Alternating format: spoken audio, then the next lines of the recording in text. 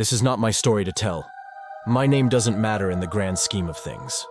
I'm simply a narrator relating the chilling events that befell a woman named Laura when she unknowingly took residence in a home with a dark and tragic history. Laura was a rather unassuming young woman living happily alone for the first time. She didn't ask for the terror that would soon invade the one place she felt most secure. She didn't believe in ghosts, fate, or anything beyond the concrete world her five senses took in each day. I'm only here as the impartial messenger, not directly part of Laura's story. Hers began like countless scary tales do, with creeping dread as the familiar becomes threatening. But I won't spoil the thrilling conclusion. You'll have to discover that through Laura's eyes. The following is Laura's recollection of events. You know me, just a single gal living alone with a couple of feline roommates. I like my independence and solitude. I figured an apartment all to myself would be the perfect Zen sanctuary, a little oasis from the chaos of the world. Boy, was I wrong! But how could I have known my quiet home would become ground zero for some serious paranormal drama? I guess that's what I get for wanting some peace and tranquility. It started as an ordinary morning.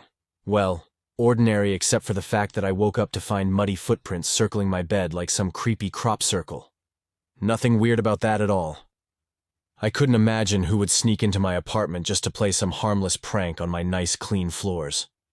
I mean, really, doesn't everyone want to leave a trail of dirt in a stranger's home before going about their day? Not alarming in the least, and certainly not a sign that I should maybe get out while I still could. But hey, I never claimed to be the sharpest tool in the shed. I was sure there was a perfectly normal explanation. Oh, my sweet summer child, if only I knew then what I was in for. The morning light filtering in through the curtains is what finally wakes me. I slowly open my eyes, blinking away the grogginess of sleep. Something feels off this morning, but in my half-awake state, I can't quite pinpoint what. I stretch my arms up over my head and let out a big yawn before rubbing the sleep from my eyes. As I start to sit up in bed, that's when I see them. Muddy footprints circling all around my bed on the hardwood floor. I gasp loudly and clutch the blankets up around me, my heart beginning to pound. What in the world? Frantically, I look around my bedroom, searching for some kind of explanation. No one else is in here with me. I live alone, and I always make sure to lock my apartment door before going to bed. The footprints don't come near the bed itself, just track a path around the perimeter of it before disappearing at the closet door on the other side of the room. I take a few deep breaths, trying to calm the adrenaline rush of panic I feel. Maybe I'm mistaken. I slip out from under the covers and walk along the footprints, examining them closely. They definitely look real. The imprinted tracks leave damp, muddy residue on the floor. But how did someone get into my locked apartment to make these? I hurry to check that the front door and windows are still securely closed and locked. They are. My hands shaking a little, I make a complete search of the small apartment just to confirm no one else could be inside. Closets, shower, underbeds, all empty. The muddy footprints only lead into and out of my bedroom, not anywhere else. Thoroughly rattled, I put on some clothes and shoes before heading directly upstairs to my landlord's apartment. I knock urgently on his door until he answers, still dressed in his pajamas. As calmly as I can, I ask, Mr. Weiss, did you come into my apartment at all last night or this morning while I was sleeping? Even briefly? He blinks at me, looking baffled by the question. No, of course not, Laura. I would never enter your apartment without permission. Did something happen? I hesitate before answering. What can I say that won't sound completely insane? I just noticed some things out of place this morning. Maybe I'm mistaken, though. Sorry to bother you so early. Mr. Weiss studies me with concern. Are you sure everything's all right? I haven't gotten any other reports of break-ins in the building. Yes, everything's fine, I assure him with a tight smile. I'll let you know if anything comes up. Thanks. He still looks unconvinced, but nods slowly. Well, you just give a shout if you need anything. I thank him again and head back downstairs, feeling unsettled. One of my next-door neighbors, an elderly woman, is just leaving for her morning walk with her little dog. I quickly ask her if she happened to notice anyone entering or leaving my apartment during the night. She shakes her head definitively. She would have seen any unusual activity outside my door from her peephole across the hall. I wave goodbye and go back inside, at a loss for what to do next. After a few minutes of anxious pacing, I decide to call my close friend and coworker, Beth. She might have some advice about this creepy situation. Hey Beth, it's Laura. Sorry to call so early, but something really weird happened. I then spill out the whole story of finding the muddy footprints surrounding my bed that seem to have appeared mysteriously overnight. And you have no idea who could have gotten in to make them? Beth asks, audibly startled by my tale. No! I was completely locked in all night, and no one else has access or says they came by. I don't get how or when someone could have done it without waking me. That is really bizarre, Beth says slowly. No signs of forced entry or robbery? Nope, nothing. Just the footprints. I can practically hear Beth thinking on the other end of the line. Any chance someone could have pulled a prank on you, she suggests. Maybe made prints manually around the bed somehow as a joke? I shake my head before remembering she can't see it. I really don't think so. The prints look totally real and perfectly continuous. No gaps or disruption. It's seriously creeping me out. Yeah, I can imagine. If it happens again, maybe you should set up a camera to record video overnight just in case, Beth proposes. At least then you'd be able to see if someone is actually entering your apartment while you sleep. I snap my fingers. Beth, that's brilliant. I can't believe I didn't think of that myself. I'll pick up a security camera on my way home from work today to set up and hopefully get some answers. Beth agrees that's the best course of action for now. After thanking her profusely for the advice, I feel a bit better having a plan to deal with this unsettling mystery.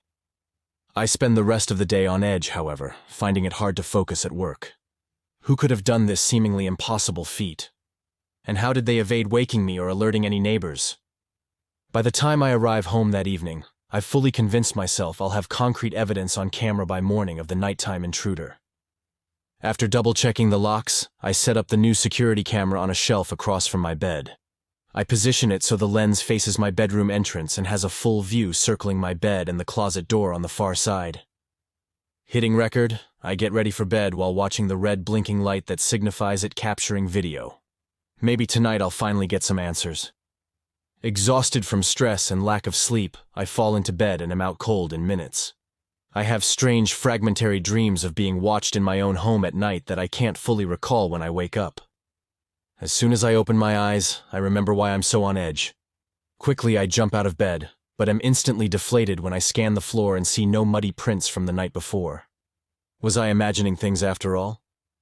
I walk over and grab the camera off the shelf eagerly.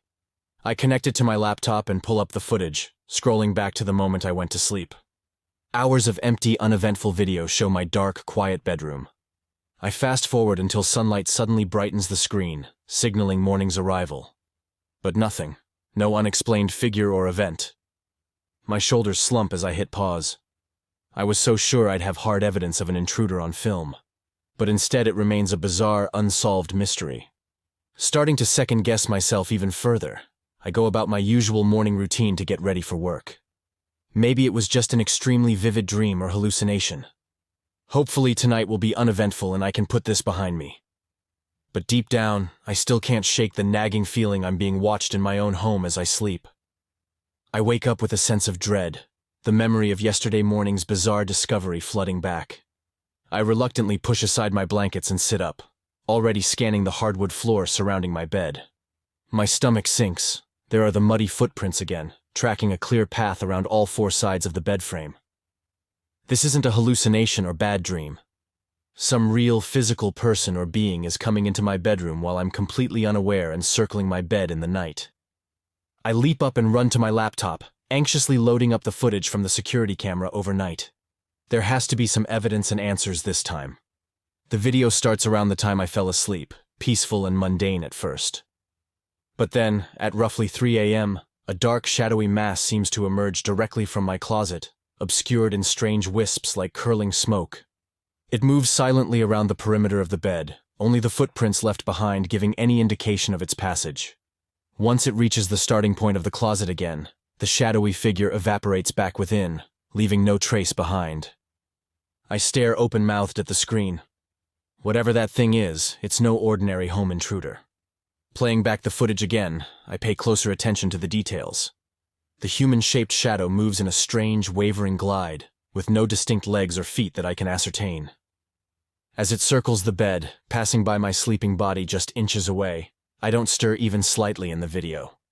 Nor does my resting figure register any sign the being is there. It's as if this dark, amorphous thing is invisible to me while I slumber. I fumble for my phone with trembling hands and call Beth right away. As soon as she picks up, I start babbling.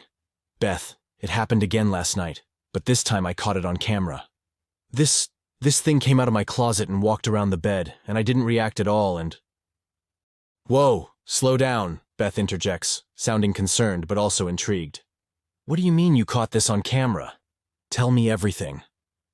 I take a deep breath and try to explain in a calmer manner. Beth listens without interrupting while I describe the bizarre entity and its behavior captured on video. And now I have concrete proof something unnatural is lurking in my bedroom at night, I finish, wrapping my arms around myself at the chilling thought. Can you send me the footage? Beth asks. I want to take a look at this thing myself. I agree and upload a clip to email to her. As soon as she finishes viewing it, Beth confirms this is no normal case of sleepwalking or a prankster. You need to get out of that apartment, she declares adamantly. Come stay on my couch until we figure this out. I hesitate. I've never believed in the supernatural before, and am reluctant to be driven out of my own home by some strange occurrence. But Beth finally convinces me it's better safe than sorry for now. After we hang up, I start packing a small bag, still regularly glancing over my shoulder as I move about my bedroom. For all I know, that spectral entity is invisible in here with me right now. The thought makes my skin prickle. That evening, I lock up and head to Beth's apartment, grateful for the company. I half expect to turn around and see my shadowy visitor trailing after me down the street. But the sunny summer afternoon seems far too cheery for such macabre thoughts. Beth makes us hot chocolate and we watch light-hearted sitcoms, trying to keep my mind off the bizarre happenings. When it gets late, I lay down to try sleeping on her couch, comforted knowing she's keeping watch in the next room. But every minor creak and groan of the building makes me flinch anxiously. Unable to relax, I end up sneaking into Beth's room around 2 a.m. to sleepily ask if anything odd has occurred. She shakes her head reassuringly and pats the spot next to her. Too tired to resist, I crawl gratefully into her bed and finally drift off into a dreamless sleep. Morning sunlight awakening me in Beth's room initially confuses me before I remember where I am. I sit up slowly, blinking, and feel a huge rush of relief not to find any muddy footprints circling this bed. Just to be certain, I double-check under and around the couch I started off sleeping on. The smooth wooden floor is totally print-free. Over a breakfast of bagels and coffee, I confirm to Beth that nothing strange transpired here overnight. So whatever that thing is, it's confined to my apartment, not following me around, I reason aloud. She nods in agreement. It must be attached to the location for some reason, Beth theorizes.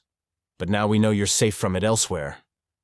The reality sinks in that I'll have to return to my apartment eventually. I need to research the building's history, I tell Beth. Maybe something tragic happened in my unit before I moved in, like a crime or death that left a spirit. Saying the word makes me feel absurd, but fits the evidence. That's a good idea, Beth encourages me. In the meantime, steer clear until we learn more and figure out how to address this. I know she's right, difficult as it seems to avoid my own home.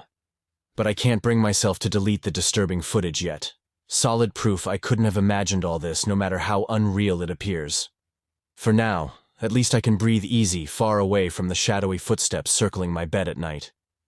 Later that day, while Beth is at work, I head to the library on a mission to uncover the history of my seemingly haunted apartment. I know the building itself is old, originally constructed in the 1920s.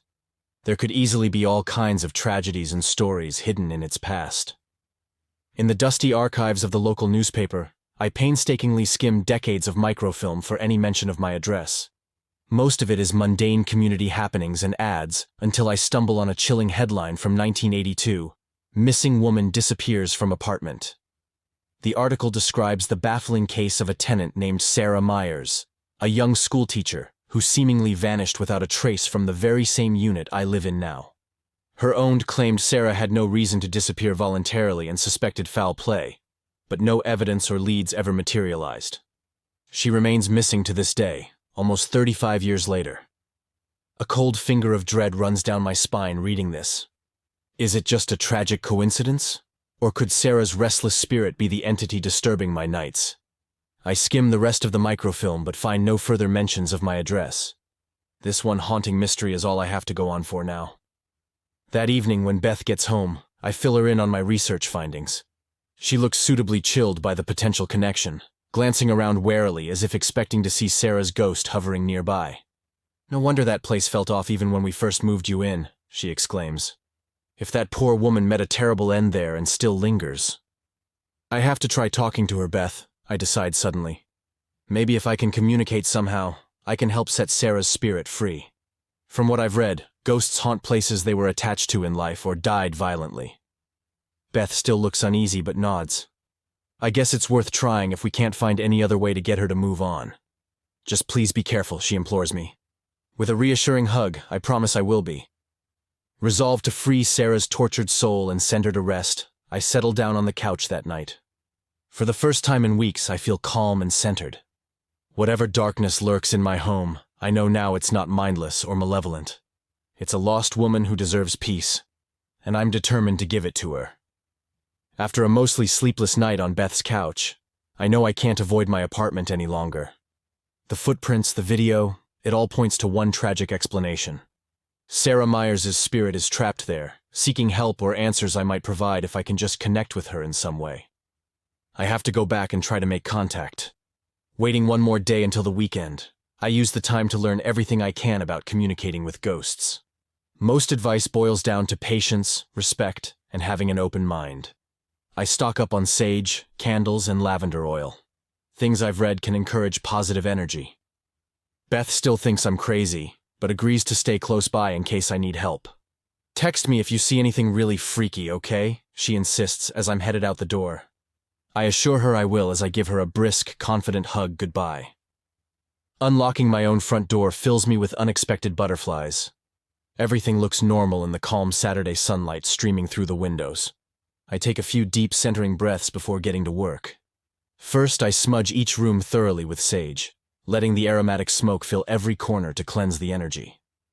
In my bedroom, I carefully sprinkle salt in a line across the threshold and around the bed. For good measure, I rub the wood surfaces with lavender oil too. These are supposed to act as protective barriers. Whether they'll work on a ghost I have no idea, but I feel comforted by the rituals. Finally, I light some candles around the room and sit cross-legged on the floor near my closet door, the mysterious entity's point of entry and exit. If I'm going to make contact, this seems like the best spot. I close my eyes, make my intent clear, and start gently calling out, "Sarah, are you here? Can you hear me? I'm here to help you." The minutes tick by in silence. I repeat my invitation over and over, keeping my voice soft and soothing. After nearly an hour without response, I'm starting to lose hope. Then suddenly I feel the temperature drop sharply around me. My eyes fly open with a gasp. That's when I see it, a dim, wavering shape beginning to manifest at the closet threshold. Slowly the form solidifies into the upper body and face of a woman. Her features are blurred and indistinct, but she peers at me intently. Heart pounding, I still manage a smile and maintain steady eye contact. "Sarah? Is that you?" I ask gently. "My name is Laura. I know something terrible happened here to you and I want to help." The apparition continues studying me a long moment before finally nodding. Her voice echoes distantly when she speaks. "Can you help me rest? I've been trapped here so long." Her evident pain and exhaustion nearly bring me to tears. "I'm going to try, Sarah. What can I do? Is there a message you want passed on to someone? Something you need us to know?" Sarah's ghostly eyes well up with their own spectral tears. "My sister Emily. Tell her I'm sorry I left without saying goodbye. I shouldn't have been alone that night." I nod reassuringly. "Of course I'll find Emily and tell her. But Sarah, what happened to you that night? Do you know who hurt you?" It's painful to ask, but I know the truth may be key to releasing her. The spirit shakes her head mournfully. "I don't remember. There was a man outside watching me, and then just darkness. Tell Emily to be careful. She's the only family I had left." I promise earnestly to pass her message on. Then on instinct, I slowly extend my hand. "Take my hand, Sarah. Let me guide you out of this place. You've been trapped too long, but now you can be free."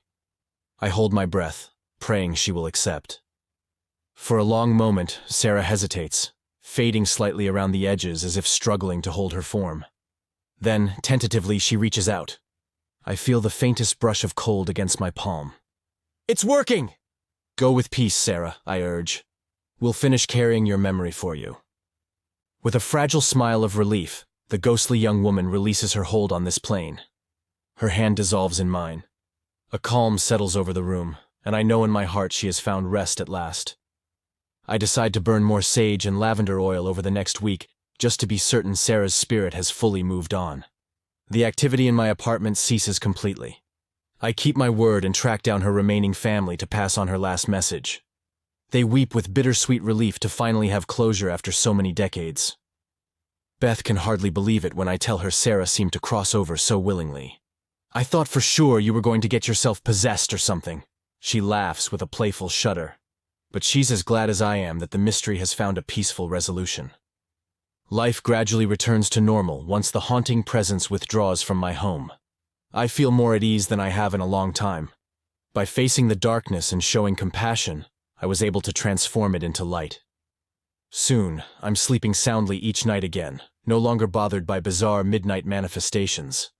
The only lingering signs are the smudges of dried mud I scrub away myself, finally at ease with how they came to be. As time passes, the chilling events start to feel more distant, like an odd dream. Until one ordinary night, over a year later, I'm awakened unexpectedly by an all-too-familiar sensation. The sound of footsteps slowly circling my bed in the darkness. I freeze, heart seizing up. It can't be. I force myself to turn on the light and check as dread pools in my gut. But instead of ghostly footprints, I'm met by the confused stares of my two cats, who clearly were just curiously sniffing around the bed. I let out a huge sigh of relief and laugh at myself. Of course, no spirits linger here now. The apartment feels warmer and brighter than it has in ages. I give my pets some calming pets to settle us all back down. As I switch the light off once more, a peaceful silence wraps around me. I sink back into untroubled dreams, content to be the only restless soul living here now. It's been over a month now since the chilling events with Sarah Meyer's ghost. June has faded into sultry July, and life has regained its normal rhythms. But an uneasiness still lingers in my mind. Part of me worries that Sarah's spirit wasn't fully at rest despite the reassuring signs, or that perhaps another entity lingers in my home with unfinished business. The apartment's history makes me question if it truly is the safe, pleasant place I first moved into. Beth notices my occasional edge of anxiety and tries to talk sense into me. You said yourself Sarah seemed ready to move on, and everything has been normal since, she points out. Don't let your mind play tricks on you. I know rationally she's right. With no new occurrences, I have no reason to fear my own home. Yet I can't deny the occasional shiver of apprehension that passes through me within its walls. Stubbornly, I refuse to break my lease and leave simply because of old, irrational misgivings. This is my space that I worked hard to turn into a comfortable home. I won't relinquish it easily, no matter what echoes the past still holds. In an effort to regain security, I have a home security system installed by a professional company. The door contacts, motion sensors, and live video feeds throughout the apartment make me feel safely guarded. For extra peace of mind, I also string bells above my closet door that will ring if it so much as cracks open. It seems I can't have too many alert systems in place these days. The first nights after the installation, I keep the live video pulled up on my phone, compulsively checking that all remains quiet. Of course, nothing seems amiss, only my two cats plodding around now and then. Beth teases me for being so obsessive, but I ignore her. I need to feel fully in control again. Nearly 2 weeks pass without even a sensor blip. I finally start to breathe easy and consistently sleep through the nights once more. On a peaceful Saturday evening in late July, I'm reading in bed with the windows thrown open to let in a nice breeze. The bells above the closet door suddenly give 2 sharp rings that make me jump. Heart lurching, I grab my phone and pull up the security cameras, scanning every room. The bells jingle again as I watch the footage intently. But nothing looks out of place or amiss. No motion sensors tripped, no open doors or windows. The closet itself appears fully sealed. Cautiously, I creep over to check inside. As expected, it holds nothing more sinister than my clothing. Likely just my cat playfully pawing at the bells, I decide with a wry laugh. My edginess almost got the better of me again over a false alarm. Though I try to shrug it off, the paranoia persists. I end up staying awake until nearly dawn watching the uneventful feeds. When sheer exhaustion finally drags me under, chaotic nightmares jolt me awake only a few hours later. Sunday drags as I brood and try fruitlessly to nap, while also jumping at every stray creak and pop of the old building. By the time darkness falls again, I know I need a new approach to free myself of this fear. I can't go on suspecting danger around every corner. Grabbing my laptop, I look up the full history of the property and the surrounding neighborhood. There must be some further clue or explanation for why this location seems to harbor such anguish. Page by page, I pore through historical records, old maps, and any other documentation I can find. After hours of squinting at fading handwritten documents, I uncover a critical detail. In 1912, even before becoming apartments, the property was a boarding house for migrant factory workers in the bustling industrial center. A young teen girl, one of the boarders named Rosie, was found dead under the back porch steps from uncertain causes. My heart sinks as I recall Sarah's words from beyond the grave. There was a man outside watching me. Could this ominous predator have lurked on these very grounds over a century ago, preying on young Rosie? And who knows how many other lost souls since? I decide I cannot cleanse this place alone. The distress embedded here goes too deep for me to heal on my own, if it can even be healed at all. I light some calming incense and do my best to send positive energy across the decades, praying for the hurting spirits to find their way to freedom. But the unease lingers. The next evening, I have a priest friend come by to bless the home and do a more thorough cleansing ritual. I explain the full history of the darkness that seems to pervade the walls and ask him to help any spirits trapped here find rest. As he goes room to room, I feel a small weight lift from my shoulders. My friend reassures me that any spirits tied to the location should now be able to move out of this dimension towards the light. I thank him profusely, both of us hoping the distressed entities can finally pull free of this place's grasp. Over the coming nights, I sometimes still awaken to odd sounds or feelings of a presence in the darkness. But with prayer and meditation, I work to stay centered rather than spiraling into panic. I speak aloud to any ghosts still clinging on, encouraging them to let go and find peace. The encounters gradually fade until my home feels like my own safe space again. By September, I'm settled comfortably into the apartment and sleeping peacefully once more. I've come to accept that, with its long history, this building may always hold some echoes and memories that linger, however faintly, in its walls. But I cannot let them define the present or future of my life built here. Now, when I wake in the night to creaking floorboards or rattling pipes in the old complex, I say a quick prayer for any unrested souls. Then, I breathe deep and let harmony flow through me as I envision my home filled with light. The darkness flees in the face of steadfast compassion, and as dawn comes, my spirit feels rested and at home.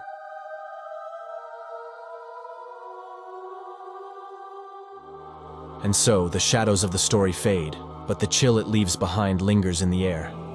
We hope this tale has intrigued, perhaps even unsettled you, as all good mysteries should. Thank you for journeying with us through this eerie narrative. If you've enjoyed this spine-tingling experience and wish to wander through more tales of the unknown and the unexplained, remember to like this video. And to ensure you never miss a chance to peer into the shadows with us, please subscribe to our channel. By subscribing, you become a part of our exploratory journey into the heart of darkness and mystery. So, until next time, keep a watchful eye over your shoulder, for you never know what might be lurking in the corners of your reality. Sweet dreams, and may your nights be filled with thrilling tales and haunting whispers.